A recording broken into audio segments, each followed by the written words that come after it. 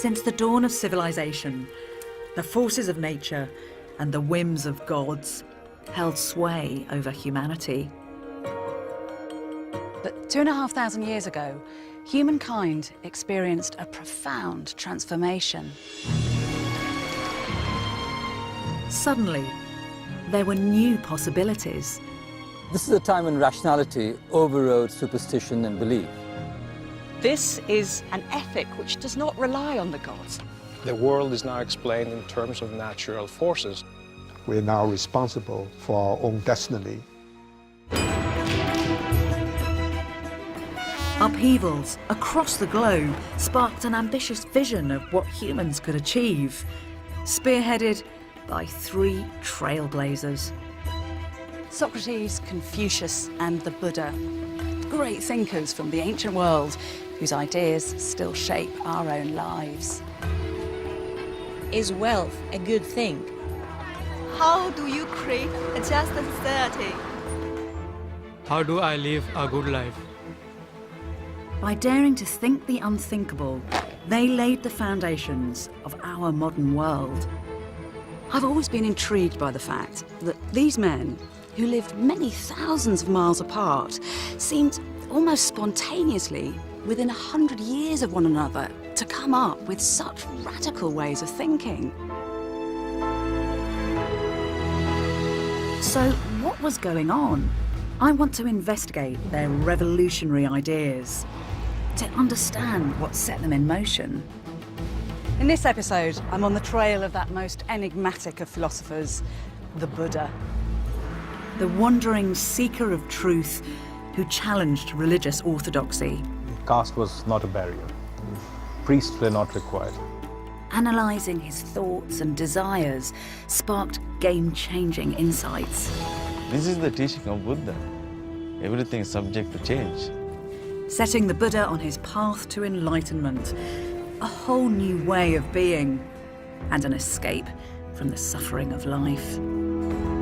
Technologically, the world has progressed immensely, but psychologically, I don't think we moved very far.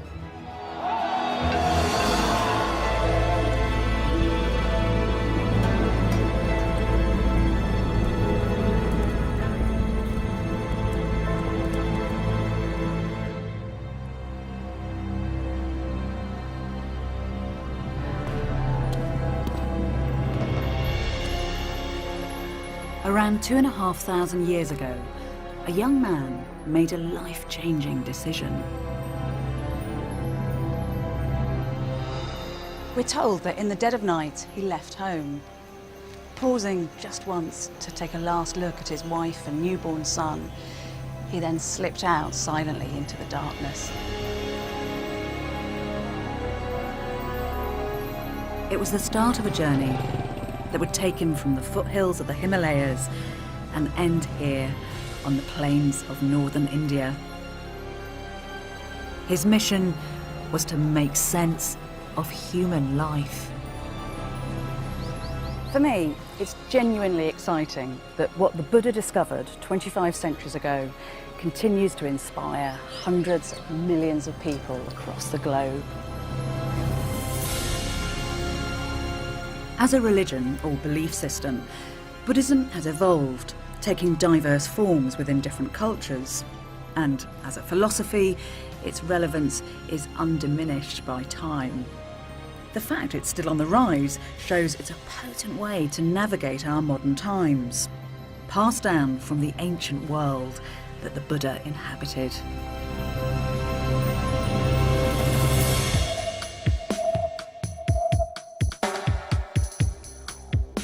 Most of what we know about the Buddha is based on oral accounts that were written down a few centuries after his death. They tell us he was born sometime between the 6th and the 5th centuries BC, in what's now southern Nepal. We're told he was a prince, Siddhartha Gautama, good-looking, skilled in weaponry, and prophesied to achieve great things. But his father, the king, was worried, because it was predicted his son would do one of two things: stay in the king's palace and become an emperor, or leave home and become a great religious leader. The king, preferring his son to be a more conventional emperor, surrounded the prince with luxury to attach him to a worldly life. The streets were cleared of all unpleasant sights, so he was blissfully unaware of the suffering in the world. But the plan backfired. One day, whilst out in his carriage, he unexpectedly saw an old man. Later, he saw a sick man, and then a corpse.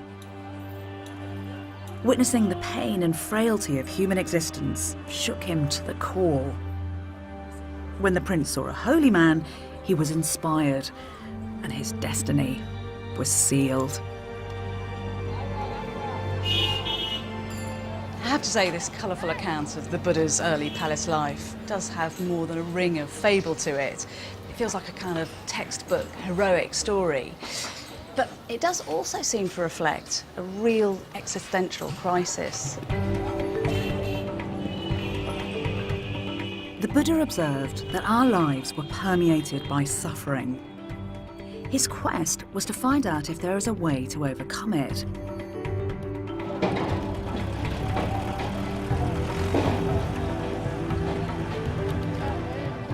He left the remote Himalayan foothills and headed south, abandoning everything: his privilege, his family, his homeland.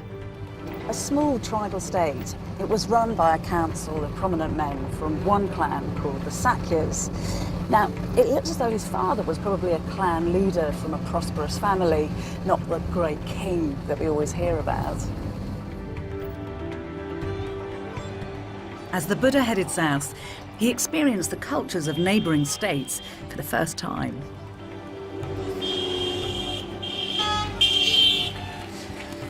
Arriving here, he'd have seen everything with the eyes of a curious stranger. Just like those other groundbreaking philosophers of his day, Socrates in Greece and Confucius in China, he was the very definition of what it is to be a questioning human. He refused to be constrained by convention and complacent belief. He would follow wherever his inquiry led him.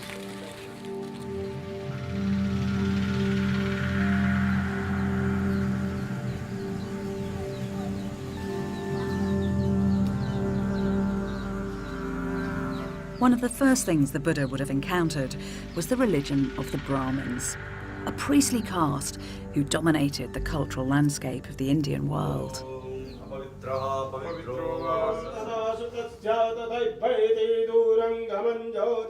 They're going to offer rice and flowers to evoking the gods now.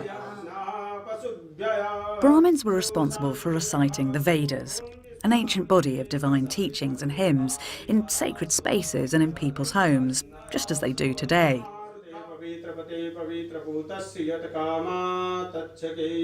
Another key role was to perform sacrifices, to persuade the gods to sustain the order of the cosmos and deliver prosperity.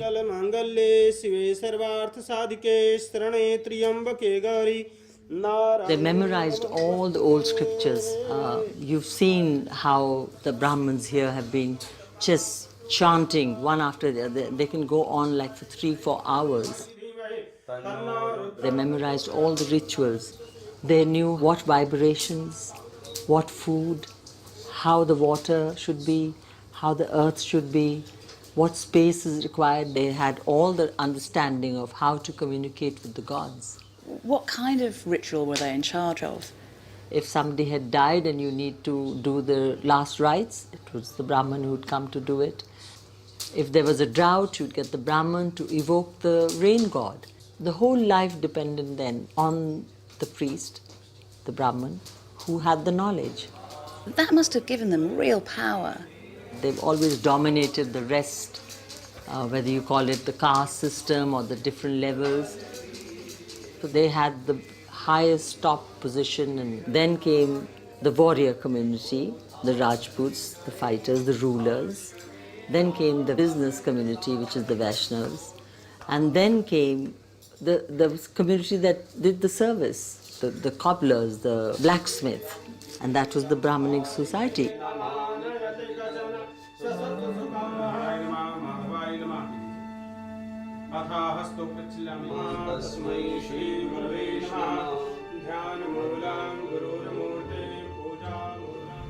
For the Buddha, the rigid hierarchy of the caste system and sacrifice to the gods relied on blind faith and received wisdom, not any kind of rational explanation. He passionately thought that there must be a more robust, a more credible way to understand and explain our place in the world.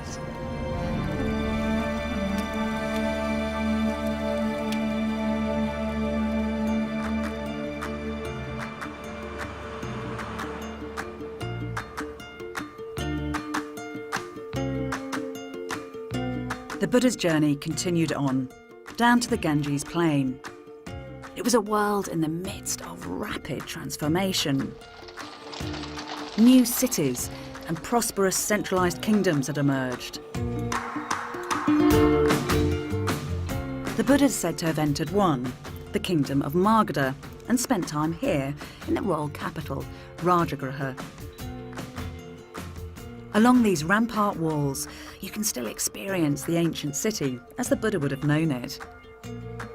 The streets of the city here would have been crowded with brightly painted carriages, bringing gold and silver, pearls and blue lapis lazuli, sandalwood and rich cloths. And then in the distance, you'd have seen great caravans carrying in more fabulous goods from the Bay of Bengal and what is modern-day Afghanistan. There's a lot of evidence in the literature for this time that cities were expanding, but do we get evidence in archaeology too? We get lots of evidence. This is the period when cities were emerging and expanding all over the country. I mean, these are lovely little belongings here. Did these all come from cities? All of them did. You can imagine the people who used them. Look at this, for instance. This is a razor. That's great. I love it. I love it when design doesn't change. That's exactly the same as a razor today. That is one heck of a doornail. So that's quite some door that's holding together. And these are lovely as well. It looks like very fine dining ware, is it? It is. This is a very special kind of pottery that must have been used only by very rich people for very special occasions. So do you think, I mean, this kind of different way of living is affecting how people feel about their lives? Yes, absolutely. And the city must have been a very exciting and also unsettling experience for somebody who'd walked into one of these cities from a village, because something new is emerging, but the old ways of life and the old kinds of social relationships are dissolving. This is a time when you have unprecedented and I think unparalleled level of questioning about what it means to live in the world and how one should live one's life, and all kinds of questions that concern us very deeply.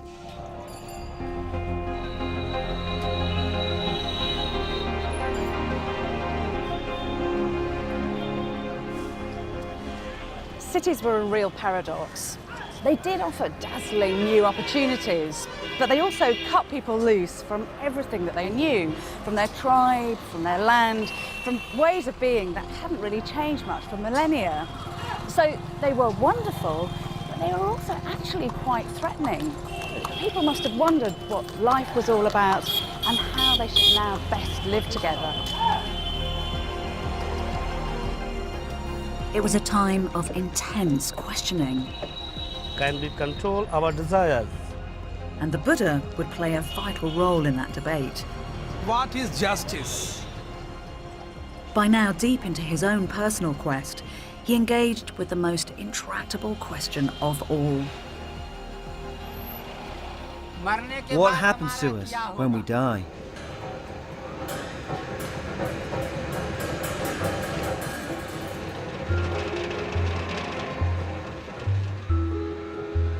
Inspired by the cycles of renewal in the natural environment, people had come to believe we were part of an endless cycle of birth, death and rebirth known as samsara. Samsara is a powerful idea that was really current at the time of the Buddha, the idea of a birth followed by rebirth, followed by rebirth in the cycle of time. But humanity's always been aware of the cycle of life. So what made samsara different? The cycle of rebirth really means that you go from one life to another, and you can be manifested in a different form in each life. You could be manifested as a god, or you could be manifested as a human being, maybe a higher or lower caste. You could even manifest as an animal or an insect, as a cockroach. And so that is really the cycle of rebirth from life to life through a continuous passage of time. So do you think people felt trapped by this? You can imagine somebody thinking that at each birth he has to go through the travails of life, of sickness, old age, death, and then rebirth, and the whole cycle goes on. And so it's tedious. I mean, it's suffering, because the existential reality was not one that they felt was bliss. So did people try to work out a way to release themselves from this trap? Yes, the great quest at that time was to find ways out of that cycle of rebirth and re-death.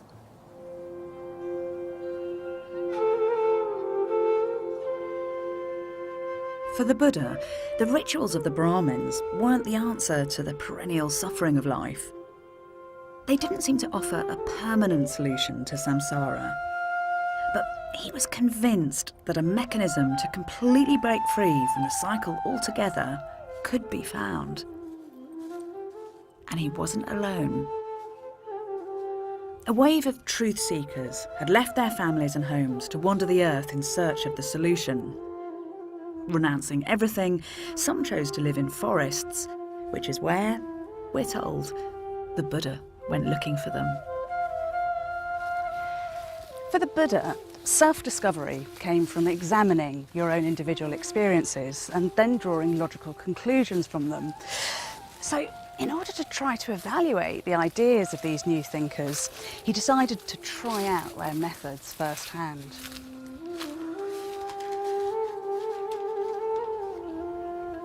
One of these wandering truth seekers was a man called Alara Kalama.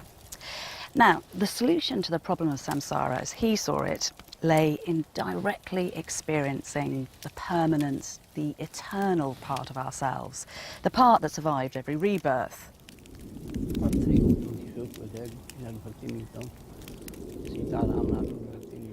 To do this, he meditated, to block out the distractions of the temporary external world. Freed from physical and mental interference, such seekers could focus on their goal, to fully merge their eternal soul with its cosmic counterpart, a kind of universal soul, the highest reality.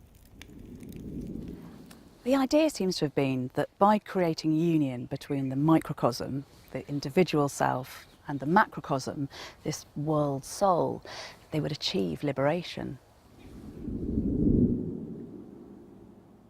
Under Alara's tuition, we're told the Buddha showed such remarkable ability, he could achieve a profound stillness of mind. So much so, Alara offered him joint leadership of the group. But he refused. He found that once he came out of meditation, he was just returned once again to the same fundamental problems of birth, sickness, old age and death. It didn't give him the transformative experience that he sought.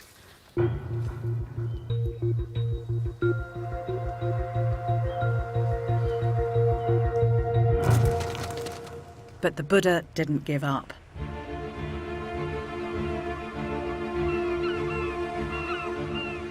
It's said he next experimented with the techniques of a different type of renouncer who focused on extreme forms of self-denial.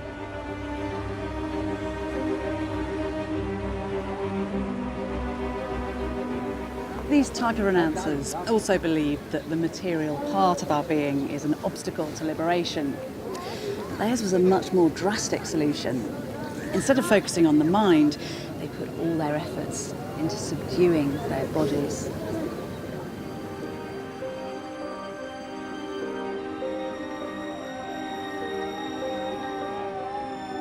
Some groups believed that all human action left a negative dust on our soul, weighing us down in this life and trapping us in future rebirths. Some fasted, some stood stock still for months on end. Others endured the heat of the midday sun, all to burn off the results of their previous actions. Extreme measures to allow space for the permanent soul to expand to the size of the universe, eventually liberating them from samsara.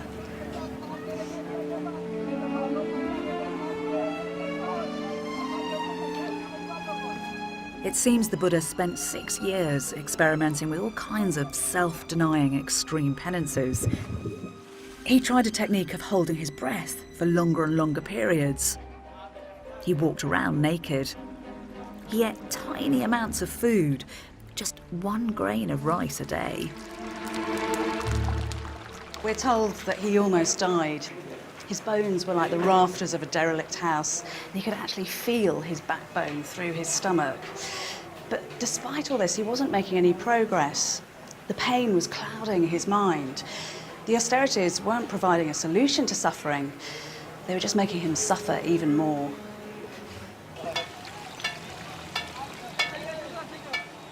So he abandoned the path of self-denial by eating a bowl of rice porridge, disappointing and angering his 5 fellow renouncers. 6 years of hardship, experimenting with different methods, had come to nothing. Now he would go it alone in his quest to break the cycle of samsara. What the Buddha attempted next was something new, a middle way between the extremes of self-indulgence and the rigours of self-mortification. Moderation would be his radical new approach from now on.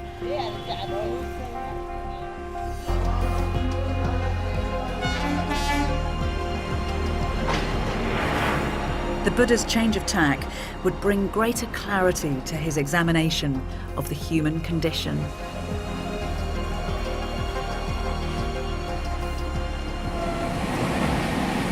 The Buddha believed that all we can know for sure is how we experience the world, and that it's our minds that determine what kinds of experience we have.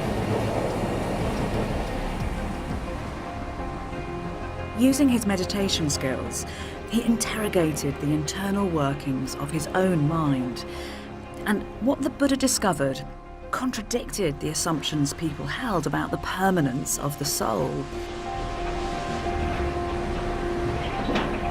He realised that the external world as we experienced it was constantly changing, and that we were constantly changing too.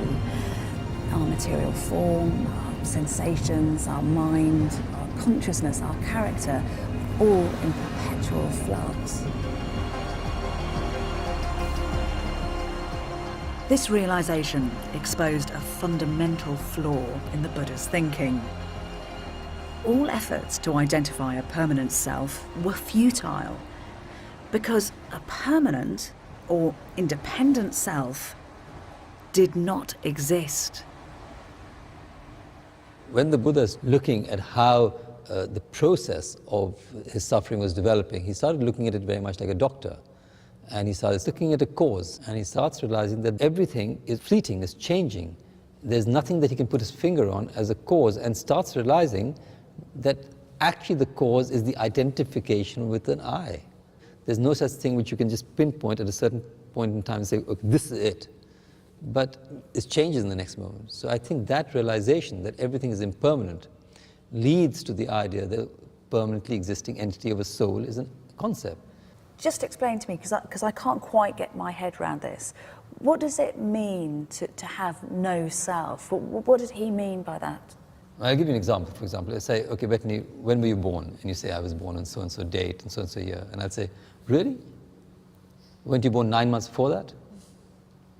You say, yes. And I'd say, weren't you and your mother and father before that? If I took your mother out of you, you're not Bethany anymore. Bethany is made of non-Bethany elements. Bethany is the sunshine, the earth, England. And then you suddenly start realizing that there was not a single point when Bethany came about.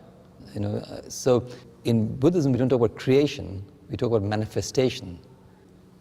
It's not denying that you exist. We exist. But it's denying that we have an intrinsically independent entity.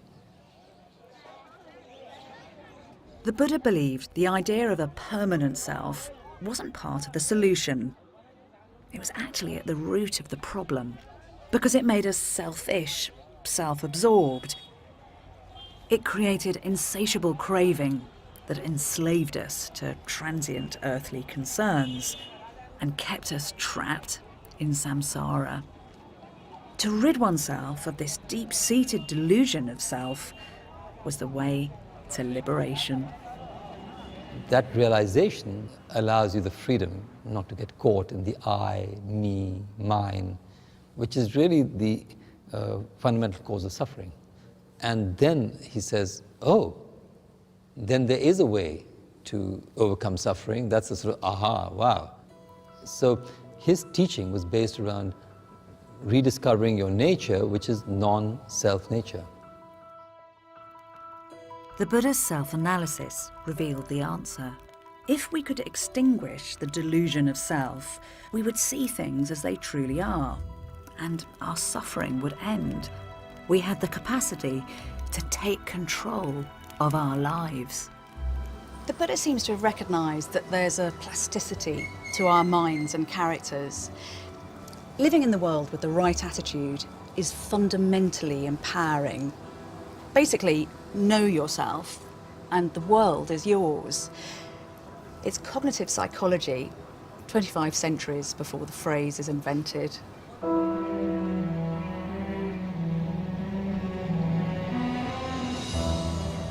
The Buddha was ready to throw all his efforts into bringing about his self-transformation. Arriving on the outskirts of a small village, he found a beautiful stretch of countryside with a pleasant grove nestled on the banks of a sparkling river. We're told that one night, age 35, the Buddha came here to Bodh Gaya and calmly sat underneath the ancestor of this very tree. Today, it's a pilgrimage site for many millions for one key reason. Because this is where it all came together.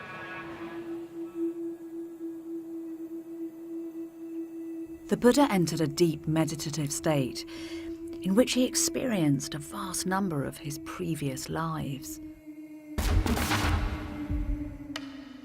He describes a cycle of many life forms and realms of existence. From hell beings and animals to humans, through to more abstract levels of consciousness. Yet all these forms were subject to samsara. Even a god would eventually die and be reborn. But finally, the Buddha moved beyond these states. Searching deep in his humanity, he was able to root out and permanently extinguish craving, ignorance, and delusion. He had finally broken free of the cycle of death and rebirth and attained enlightenment, nirvana. Unshakable is the liberation of my mind. This is the last birth. For me, there is no more renewed existence. Later, the Buddha would discourage speculation about the nature of nirvana. Describing it was like asking what happened to a flame once it had been blown out. And yet, this was no less than a solution to the human condition without the need for heavens or gods or metaphysical knowledge. This was a state of pure liberation, directly experienced from within.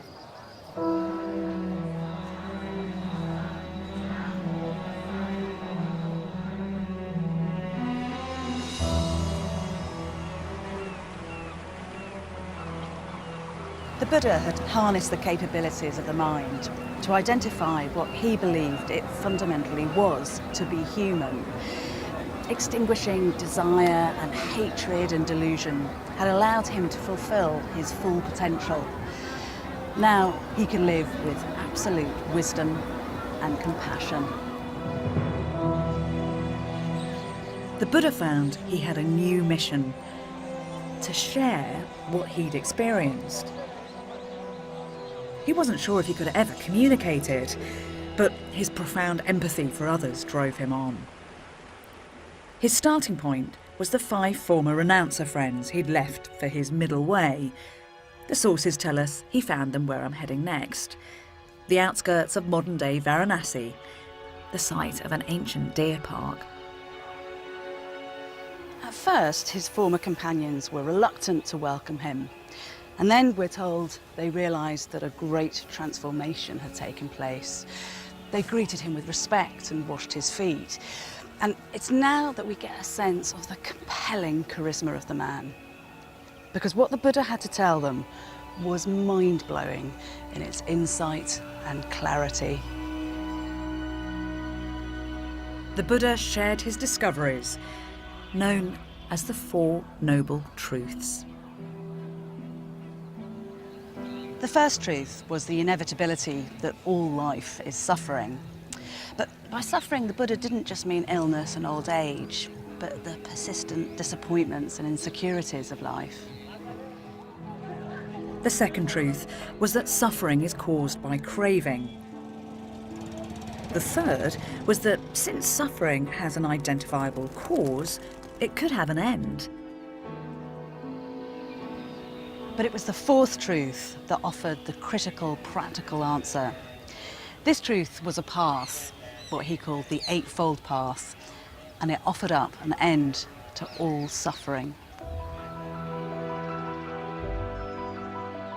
With the Buddha's guidance, his small group of disciples made quick progress. They gained wisdom, practiced ethical conduct, and achieved mental discipline through meditation. Finally, they experienced nirvana for themselves.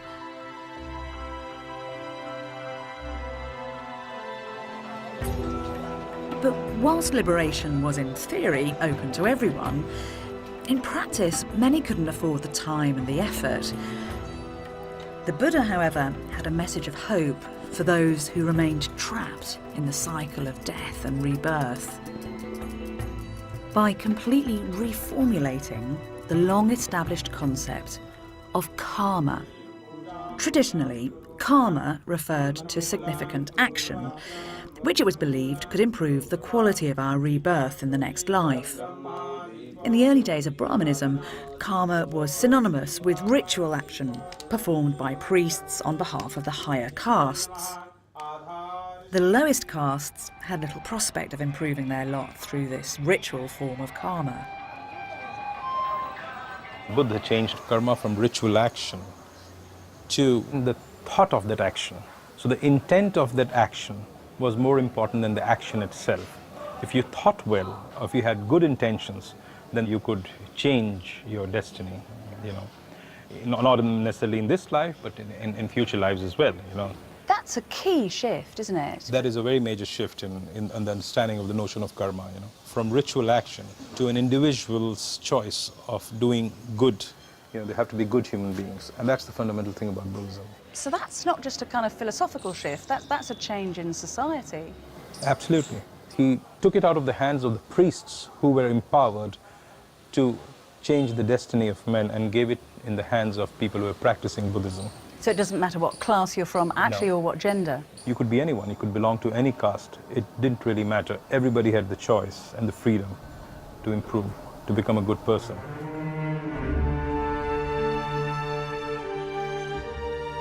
The Buddha's take on karma was liberating. Everyone stuck in the cycle of samsara had the chance to improve the quality of their rebirth. Now you are no longer good or bad, dependent on class or gender or some kind of ritual expertise. The Buddha sought answers that had the potential to benefit everyone. Just think what a radical development that is.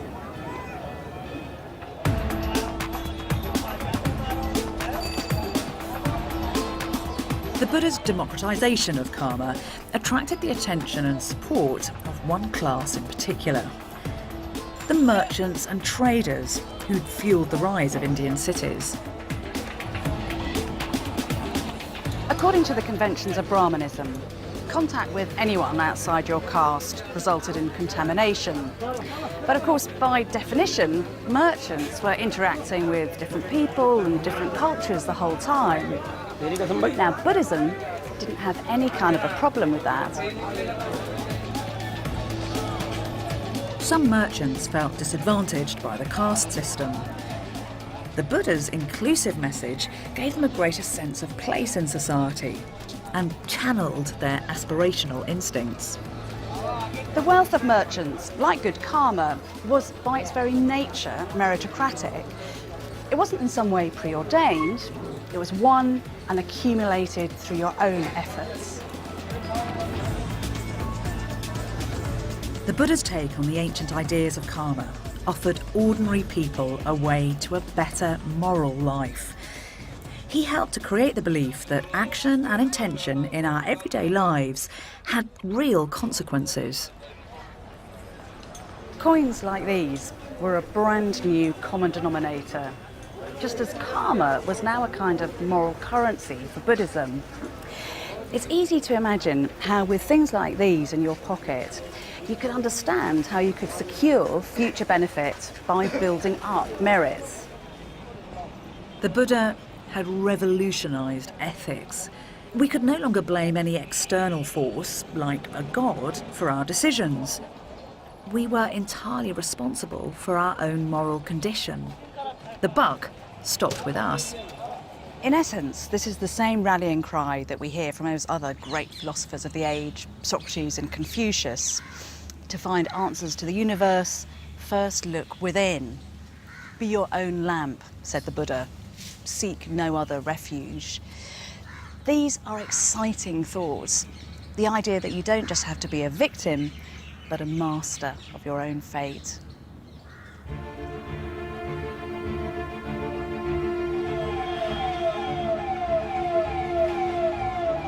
The Buddha forged ahead with his potent message of personal liberation. It's said he crisscrossed the central Indian plains, giving public talks in cities and the country to anybody he thought ready to hear his message.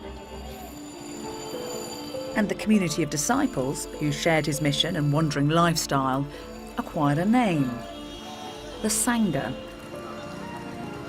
At this stage, the Sangha was dispersed and only loosely organised. But according to traditional accounts, when the Buddha came here to a forest on the outskirts of Rajagriha, the Buddhist order would take on a whole new direction. The king of the city, Bimbisara, heard that the Buddha was camped outside and went to visit him with 120,000 Brahmins. On hearing him preach, we're told that each and every one of them, including the king, begged to be received as lay followers. We know that with people, when we meet some people, we immediately feel a sense of reverence, a sense of humility in their presence, and yet they don't seem inaccessible. He was, I feel, very charismatic. People were, in a way, entranced by him. I think he was able to understand the psychology of the person. He had a sort of intuitive sense of what the person needed. He was not saying, I'm the one who knows. He said, you try it. And this spirit of free inquiry that the Buddha was really encouraging was quite revolutionary. Following their meeting, Bimbisara was said to have donated a bamboo grove on this very spot as a retreat for the Buddha's growing community. Winning over wealthy patrons would be crucial for the future of the Buddha's message. The establishment of permanent bases in places like this saw the Sangha develop from a group of like-minded itinerants into a settled institution.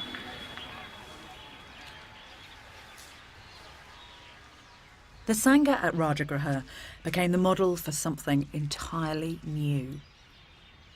Soon, a network of monasteries, the first known monasteries in the world, sprang up. Places where the Buddha and his travelling disciples would stay during the monsoon season. The movement was changing, and the Buddha's role would change too.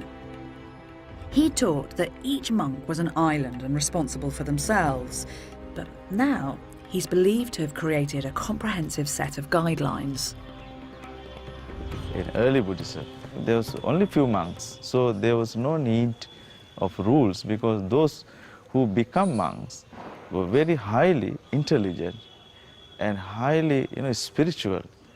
They have the clear intention, comprehension, why I am become a monk. So they never done anything wrong. But gradually, when the numbers growing up to maintain excellence, peace and harmony, he prescribed the different rules and the discipline. And amazing to think that 2.5 millennia later, you're still living by those rules. I think we need more rules because in the modern time, because we have to face so many things. That time only India, now there is the whole world. There are 227 rules for monks, enacted every day. And it is amazing to think that in these words, we could be getting a glimpse into the mind of the Buddha and his early followers. The Buddha's thought to have adapted his rules in an ad hoc way.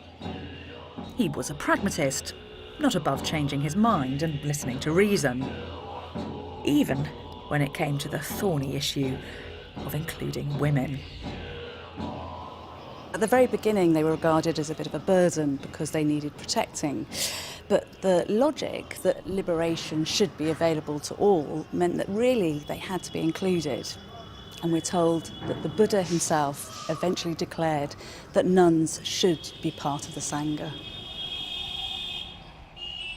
The rules of the Sangha are eminently practical.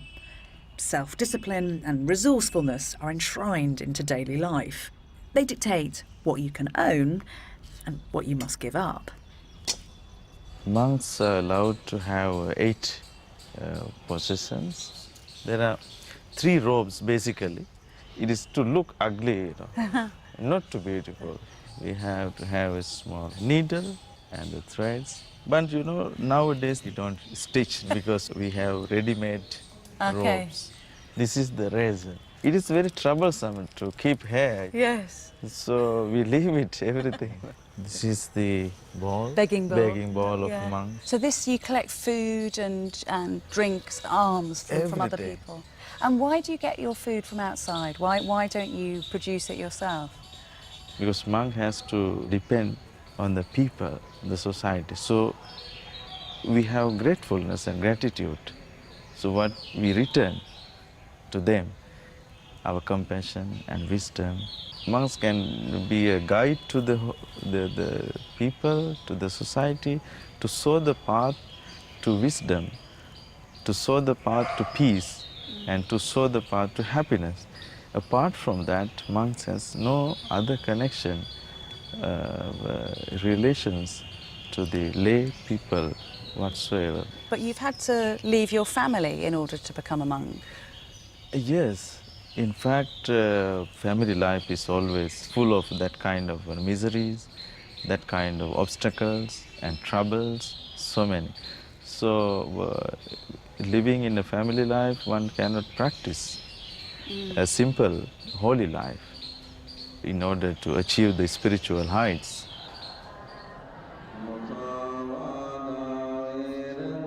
When monks leave home, it can be hard for those left behind. The Buddha is said to have acknowledged the grief he'd caused his family and proclaimed that monks needed parental permission to join. Buddhism is a philosophy or a religion that's sometimes criticised for only benefiting the practitioner, that rather coldly sees social and family bonds as attachments to the world and therefore a barrier to achieving nirvana. But what I get a sense of here is a real commitment to collective well-being.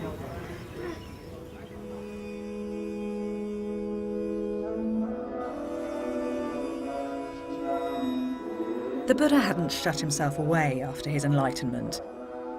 His insights had heightened his concern for others, and he'd spent over half his life helping those around him to alleviate their suffering. The Buddha's insistence on the absolute value of compassion is something that really impresses me. Just listen to these words of his, some of the very earliest ever written down. Let no one deceive another, nor despise anyone anywhere. As a mother protects her child, with boundless, loving kindness, cherish the world. Love without limit. How can you argue with that?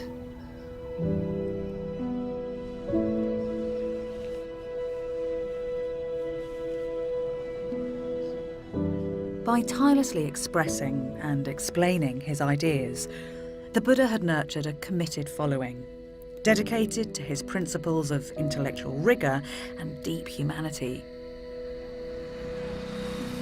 But the Sangha couldn't rely on the leadership of its founder forever.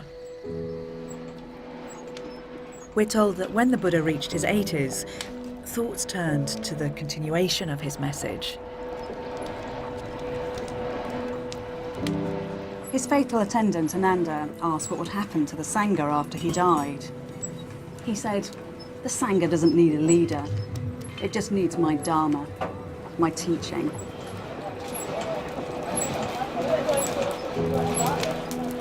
After accepting a meal at the house of a humble blacksmith, it's believed he contracted food poisoning and quickly became very ill.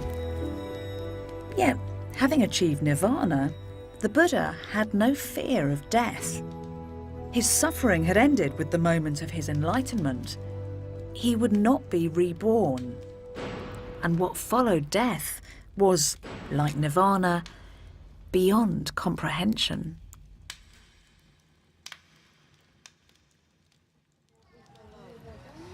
Just before he died, he told his fellow monks to simply keep seeking enlightenment.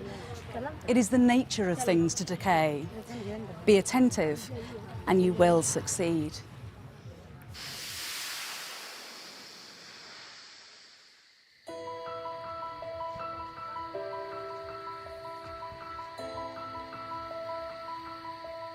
The Buddha's death robbed the Sangha of their founder and leader. With this vacuum, there was a real danger his ideas would be lost or corrupted. The Buddha had encouraged the Sangha to reach consensus on day-to-day concerns by holding regular meetings, and now the monks did as they'd been taught.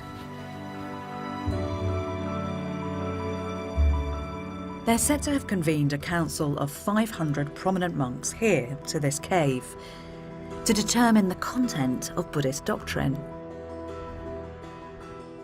Ananda recited the sermons and the teachings of the Buddha.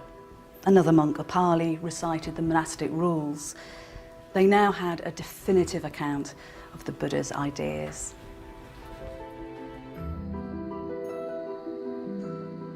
For the next few centuries, the Buddha's message was kept alive by the Sangha.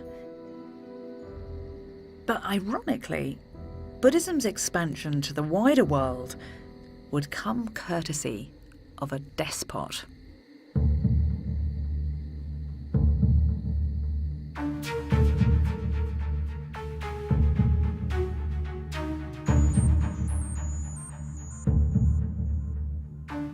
"200 years after the Buddha's death, most of what is modern India was ruled by the ruthless emperor Ashoka. This well in Ashoka's ancient capital, Patna, is believed to have been his purpose-built torture chamber. We're told that here, Ashoka's sadistic head torturer would prise open the mouths of his victims and pour molten copper down their throats.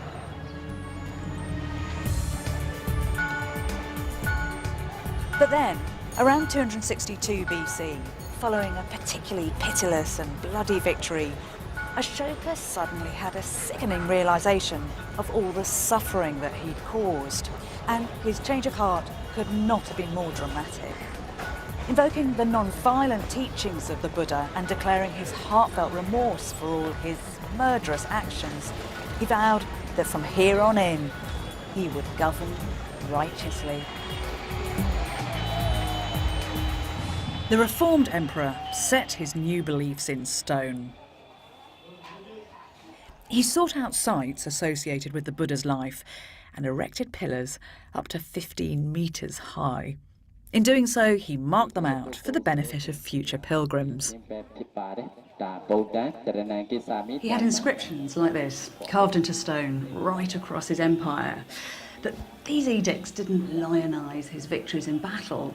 Instead, they declared his revulsion of violence and urged his subjects to live moral and compassionate lives.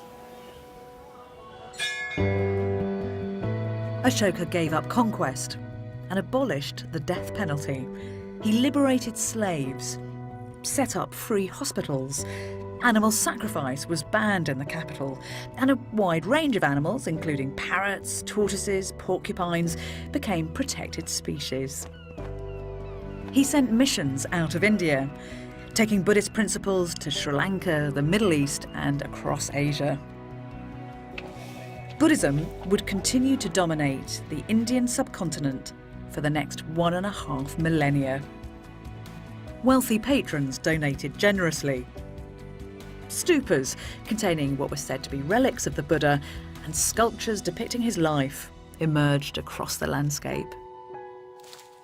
But to my mind, the greatest legacy of this time is here at Nalanda.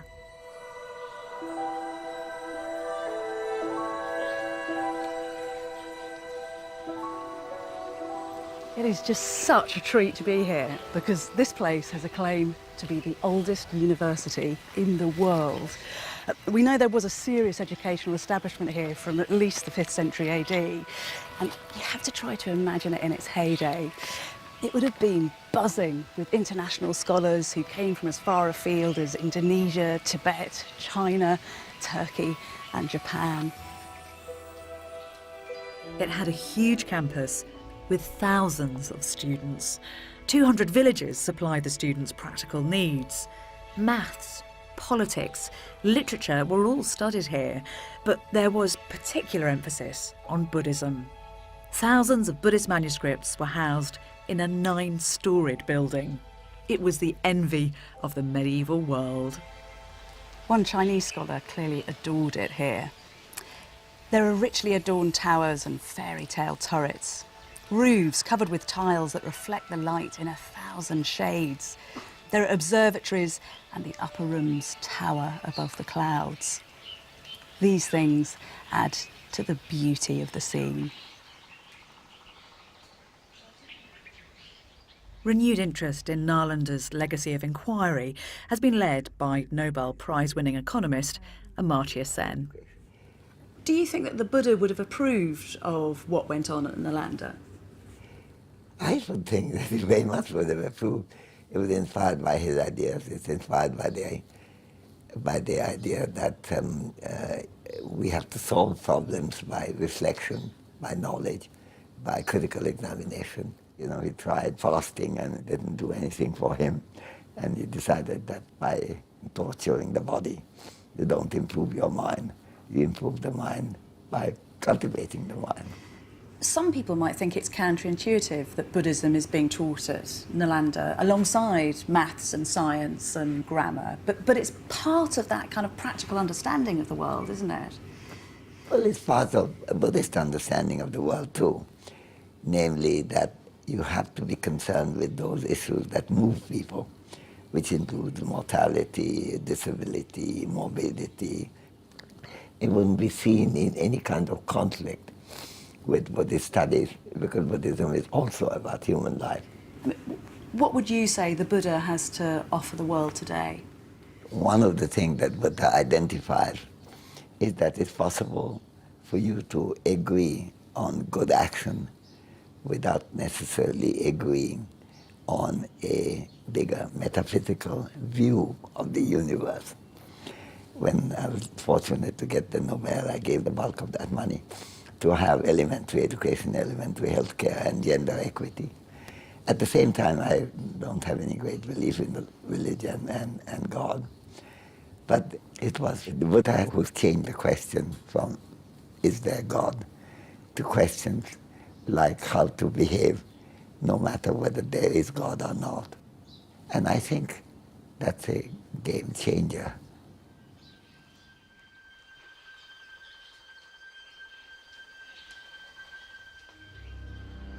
Buddhism had been in the ascendancy, but from the 7th century, changes in patterns of patronage began to affect big institutions like Nalanda. Gifts from rich benefactors ebbed away.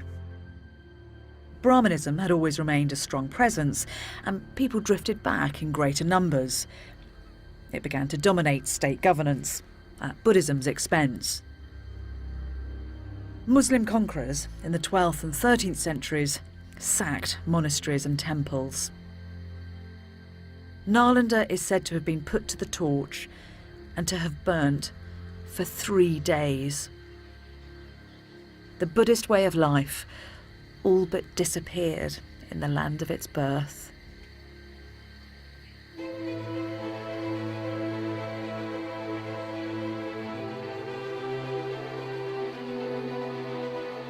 But Buddhism was already on the move. It had already travelled at a furious pace throughout Asia and would continue its journey to become a truly global religion.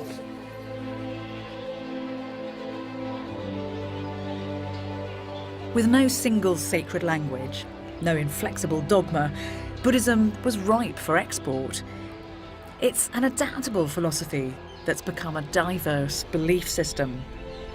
As it spread, it cross-pollinated with other cultures in numerous unexpected ways. For some, there is life after death, and the Buddha is a figure of devotion. Since the 20th century, it's even been implicated in violent nationalist struggles.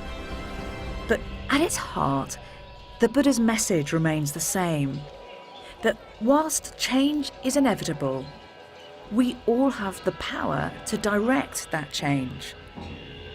By gaining wisdom, we can reduce suffering. The Buddha's life is a fascinating one from an age that made history. But we can relate to him on a very personal level. His need to find answers to the human condition in the here and now is one that I'd argue, deep down, we all share. He offers practical solutions to help overcome the desires and delusions which fuel hatred, jealousy and greed. And arguably, his greatest gift is deceptively simple, that it's compassion, empathy and knowing who we truly are that makes both us and the world better. Whether you're a Buddhist or not, the humanity and hope of that message still burns bright today.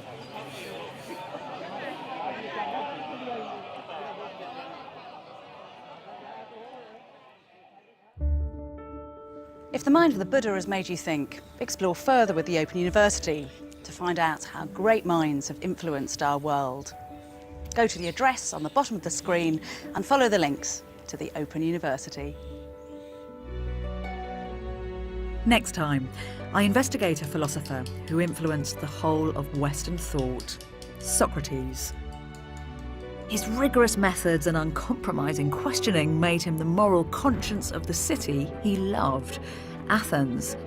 Yet his dogged pursuit of truth would end with a death sentence.